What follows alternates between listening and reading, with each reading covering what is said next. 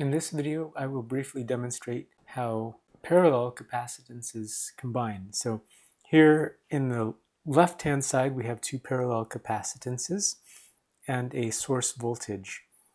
We have a current IS that leaves the supply, and then it divides between C1 and C2. On the right-hand side, we want to have an equivalent circuit that has one capacitance that will be equivalent to C1 and C2.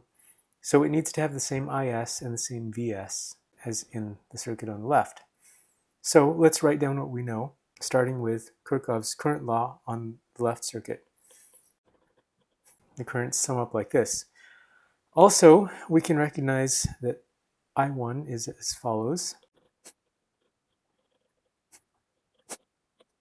and so is I2. Both are their respective capacitances times Vs. Vs happens to be the voltage supply.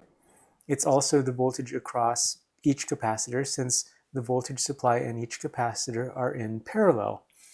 So that's the consequence of that. We can then write the current voltage relationship for the right circuit,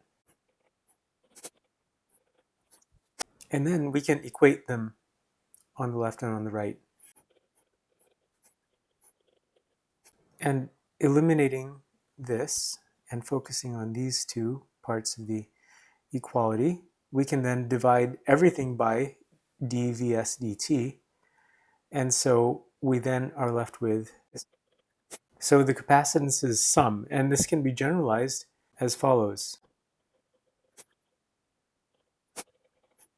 So we conclude that capacitors in parallel combine like resistors in series.